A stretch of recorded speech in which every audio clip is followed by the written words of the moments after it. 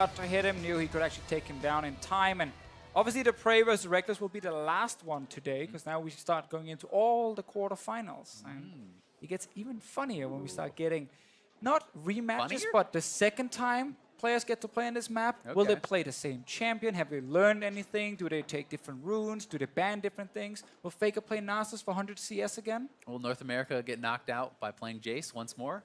I'm going to say no, no on that one. Okay. But to be fair, Bjergsen is a Jace player. Played Jace in the 1v1s last year.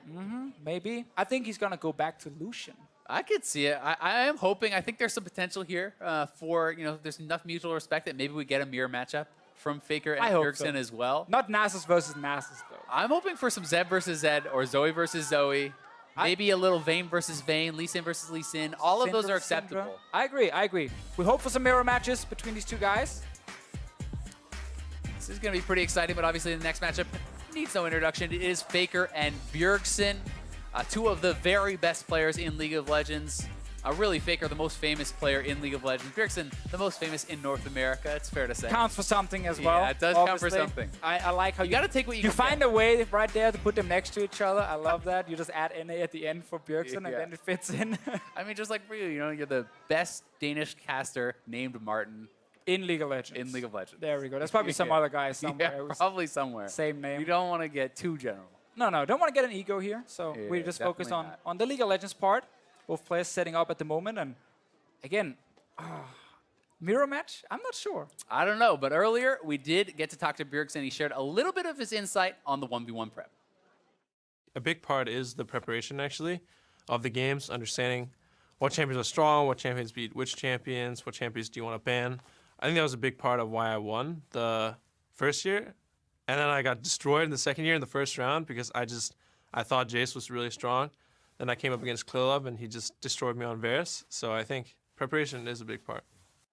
Thought Jace was strong, was not. It was not strong. Happens to NA. Yeah, because when you just pick an 80 carry against the Jace, then you just outpoke him because you can just hide behind minions and he can't really hit you. That's true. That is quite a viable strategy there. But unfortunately, Faker is having a couple mouse issues, so we are replacing his PC. That will take a couple minutes for us to get all set up. He needs to make sure all his settings are good. Of course. And the NA referees are currently debating if Faker should just play without a mouse in this 1v1, if that is more fair for everyone. I think it probably would be. It would definitely be more fair, I feel like. I don't know if Faker cares about fair, though. I don't know. Maybe like give him a touchpad or something. And then maybe a little. He has to play on an iPad. Hey, cool. Could probably still win. We will see. But he could certainly beat us. We basically, I don't know. My one-on-one Heimerdinger is pretty scary. Yeah. I just want to highlight that.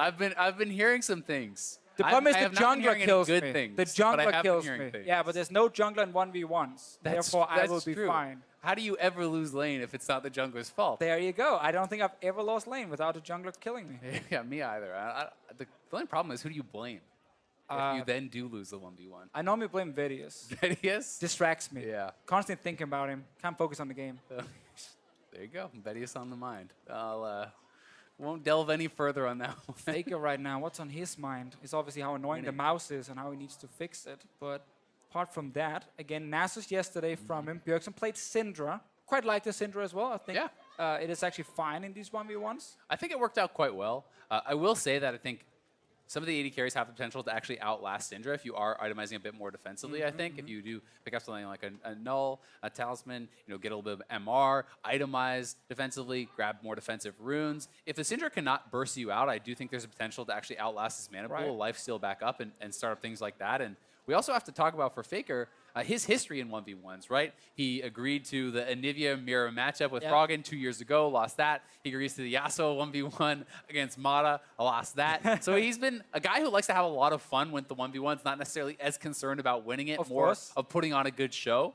But the Nasus seemed like a very try-hard pick for the first round. Like, that is not a stylish pick from Faker. He won in a stylish way. But now I'm kind of left wondering, is he going try-hard for the 1v1 this year?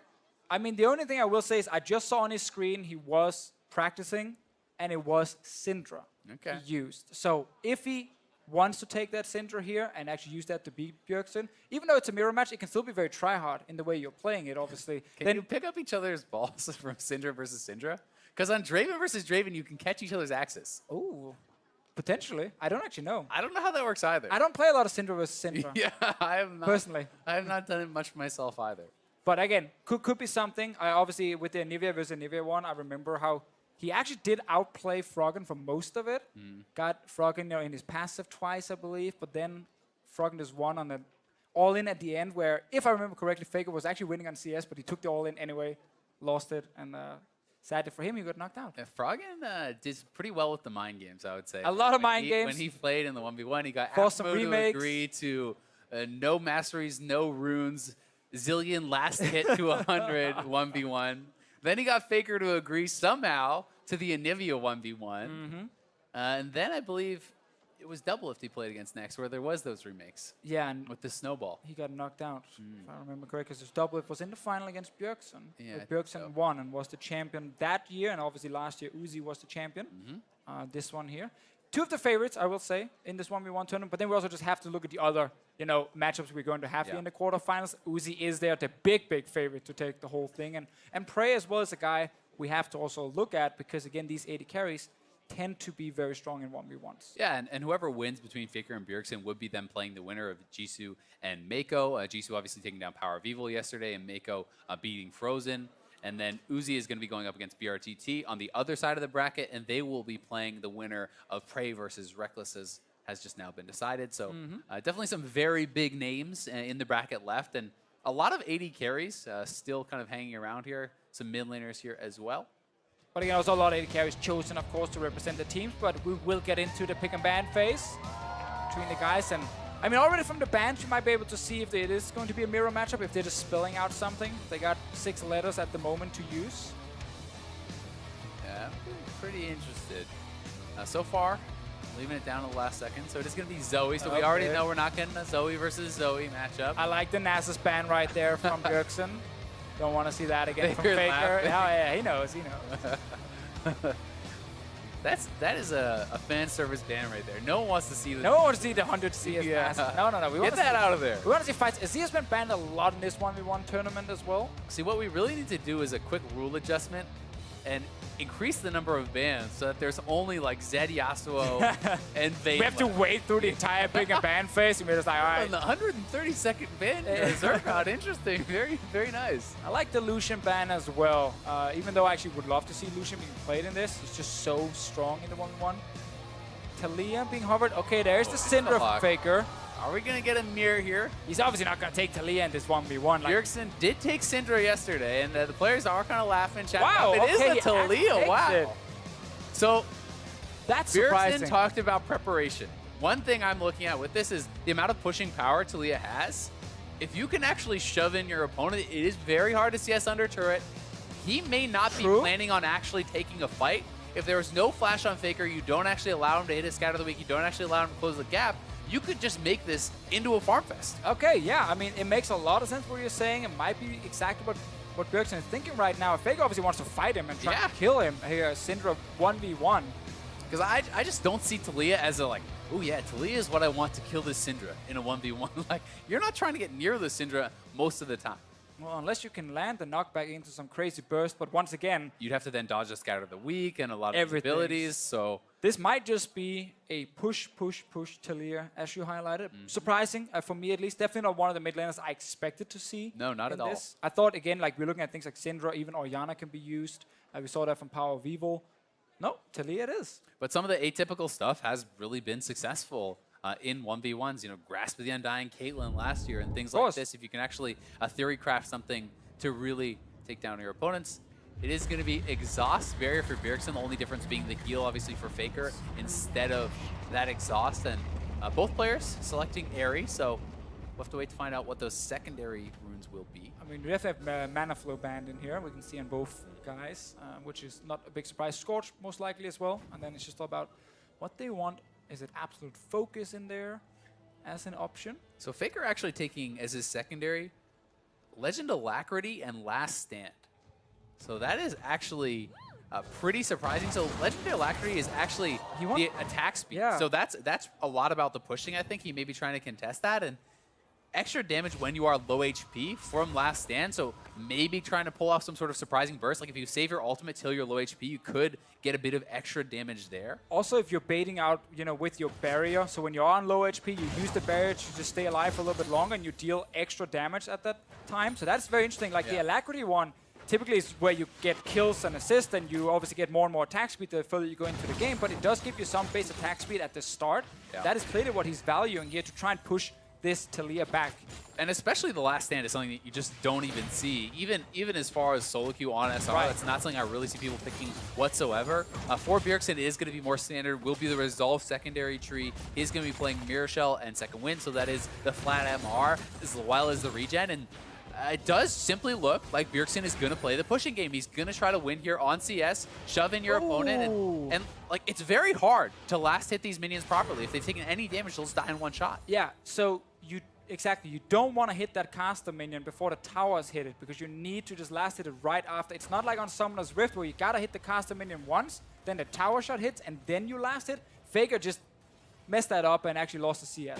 The melees are also very awkward to CS because it's not like 2 hits then auto it. It is kind of like a hit and a half, so you kind of have to prep them properly to actually have them be able to be last hittable. Obviously, Syndra can be pretty good at that later on, though. Basically, the tower 2-shots the melee minions. Yeah. That just makes it very difficult to CS. So Bjergsen, once again, playing to just push all the time, and it is working for him at the moment. Faker looking instead for that all-in, needs to land the stun first, and then he can apply a lot of burst damage that Bjergsen will struggle against. The other thing that's actually really big on this hit map the wrong one. in particular is the fact that if you control the wave, you control the health relics. And every time you're getting a health relic, that's essentially a full potion extra of HP. So and even if Bjergsen is getting poked somewhat, the fact that he's getting both of these relics is a really big deal. And he's just going to go back to base. Once again, there's a cannon there. That's going to buy him enough time. He knows the wave will now push back towards him, but interrupted. Does get stopped on the back a little bit. Oh, no. It's like one of the same time things. Actually just made it back, so important for him. Faker still struggling a little bit under this tower here, but this time around he got a few more minions. 23 for him to 29 from Bjergsen. And Faker's not gone back to base yet, which is also important to highlight. Exactly. The fact that he hasn't gone back to base and that his opponent has a very strong push means that if he cannot push up the wave before he goes back, it's going to be tough for him because he will likely have a lot of minions denied to the turret while he is away, and then the wave will be pushing back on him again. And Faker's getting not only low on health, but relatively low on mana here. So we'll see if he can actually pull something up. I mean, if he hits 6 before Bjergsen, there is still potential for an all-in. This is dirty, though, from Bjergsen. Again, so much poke landing. Got that early back, sitting with 2 Dorans. He has boots as well. And he's taken 3 health relics to Faker 0. Like, he just continuously gets them. Yes, he took a Scatter of the Week there, did get traded on, but he grabs, again, another health relic. He's pushing in Faker, and Faker's almost out of mana. Yeah, so Faker is just kind of waiting to get like level 6, then he needs to go back and get full mana, and then he needs to go into this lane here and see if he can actually try and lock down Bjergsen. The problem with that is it should be very apparent to Bjergsen. He knows for sure, well, right?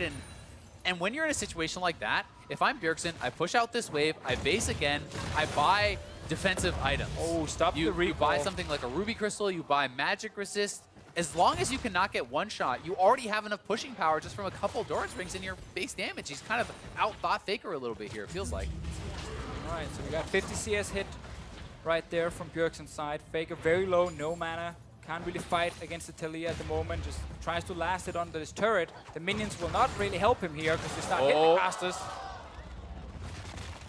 Is close there. Bjergsen should not be able to stop this base, but he's just looking to push, and then he should back. He's out of mana as well. So this is now a Faker's kind of chance. He did get Sork Boots, especially now if Bjergsen buys MR, that completely nullifies it, because for the 450 gold, you get 25 MR compared to the 1,100 gold committed for these boots. Yes, it helps close the gap and whatnot, but he's going Merc Treads, and I think this is so smart from Bjergsen. It almost, to me, eliminates any chance of really being able to pull off a kill. Well, it just makes it even harder also now with the stun not lasting as long, so there's a high chance that Bjergsen can just step away. And to dodge the skill shots as well here. Exactly, just dodge it in the first place. If you do get hit, it can last longer. You can then actually just disengage the fight here. Faker right now, though, we'll try and see if he can fight. Misses that one. And to Faker's credit, he actually has kept the farm pretty close. So it is not out of the realm of possibility they could win, just on farm if he can actually push Bjergsen back. Yeah, this is a very big wave for Faker right here, where he's picking up quite a lot of CS. Will be able to last hit that one as well. Actually, able to really control most of the melees. Sadly for him, has to give away a single one. Only down 3 though. He's actually done quite a remarkable job last hitting under the turret. And, oh, Faker just barely stepping forward. Remember though, Faker does have last stand, meaning he will deal more damage when he is on low health. Bjergsen likely not expecting that sort of a mastery. Could be a little bit surprised by the extra damage coming out. Oh, Faker wants this one. Bjergsen. Bjergsen's out of mana. Faker could actually theoretically catch up on farm here.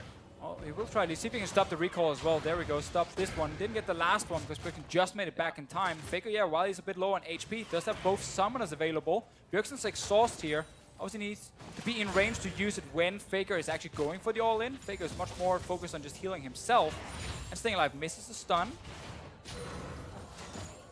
Yeah, this is pretty intense. Faker Super scary. going back again. They're actually completely tied on minions now, but Faker does not want to just give up these waves that are coming out. Yeah, also extra minions right here that Bjergsen can kill. Faker wants to try and get it under the turret to see if he can deny something, but that's where Talia is so good at just pushing it right back. And especially when you're actually moving around the territory on the map, she always is going to have more work ground to actually utilize there in that 1v1. Faker looking like he is trying again to go back, but Bjergsen could very easily stop this. He even has the ult to stop that, and Faker getting so low. Yeah, and that's greedy by Faker to start recalling right there. You know, Yeah, he's still in front of his turret. Very easy for Bjergsen to just stop him and deal so much damage. Pretty crazy 1v1. Faker is down 4 CS already, and there's 4 additional minions here, so it's about 8 CS of an advantage, and tries to guess to stop the recall. Not going to be able to do it, but still, Faker is going to have to all in very quickly when he gets back. Bjergsen can base again and kind of prepare for the final push here.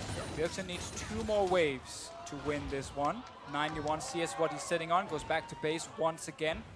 Faker getting a bit of CDR, didn't actually even wait for full HP, just rushed back to try and catch these minions here. But I honestly think at this point, you cannot really win on minions. Talia can very easily access those minions with the Qs pretty safely, unless you can completely zone him off. Like, you have a cannon wave here. This is going to push into Bjergsen. Faker needs to start posturing. He needs to pressure Bjergsen and not allow him access to the minions, or he simply already lost on the CS. Well, he's trying to look for that all-in. Does actually manage to connect the stun. Faker. Getting pretty low. Heal used already from him. Ulti is ready. Neither player bought potions. Like, they didn't actually come back to lane with any more potions. This is his last one, therefore, Bjergsen. Faker has no more remaining. Does have the last stand. Can look for an all-in. Potentially could burst Bjergsen Bjergsen down. with the minions. He's got to go. Oh, he's so low. That's 100. That was a very exciting 1v1. The Talia surprising pick from Bjergsen was all about pushing, pushing, pushing. While Faker under turret still managed to get so many of these very, very hard to get minions where the turret constantly tries to mess it up for you. And in the end, Bjergsen gets 100 CS, but Faker almost got the all-in. Yeah, barely not getting the kill there. So much extra damage coming out with that ultimate. Did look like he might have been able to finish him off, but Bjergsen already had access to the minions, already had it closed out, and Faker would have just had to try to deny him from getting up there in the first place. Right, and we also did see with, you know, this all-in here, Faker was trying to zone Bjergsen away from the wave, and then Bjergsen said, you know, I don't care. You know what, I can survive the all-in. There was His still, health. barrier was still ready. I mean, that last orb could have taken Bjergsen down. That would have been very I'd probably use the close. barrier. I'd probably just click the Yeah, I barrier. would have been pressing the Safe. barrier for sure. Also still interesting with the alacrity right there from Faker, though, to try and help him also last hit, because it does work when you get some large minions with the CS to also get a bit more attack speed. It's not just kills and assist on champions. And definitely, again, still managed to get quite a few under that tower to keep it relatively even. Yeah, that's by far the best CSing we've seen under turret in Yes. the 1v1. Yes. Like, not even close. People have been missing, I would say, more than half the minions pretty regularly, and Faker was keeping up really until he started getting forced back to base. But Bjergsen talked in the interview how 1v1, in his opinion, is more about the preparation, right? It's about outthinking your opponent. It's not necessarily about always being able to outplay them mechanically. If you can outthink them, you don't have to do that. And it seemed to me like Bjergsen just outthought his opponent. He outprepared him. And also with bans like Delusion, you know, who can all in easier against the Talia, he felt probably very safe. You know, of course, it's blind pick, you know, lock in for him and just focus on pushing. And cool strategy. Knocks out Faker again. Not bad. He didn't get a mirror match this time, but Faker ends up dropping in the quarterfinal. But not really Faker messing around this time. It did feel Oh, like no, he was no. playing It was for serious. the win, and definitely did get a little bit out-prepared there by Bjergsen, so very well played for him. But next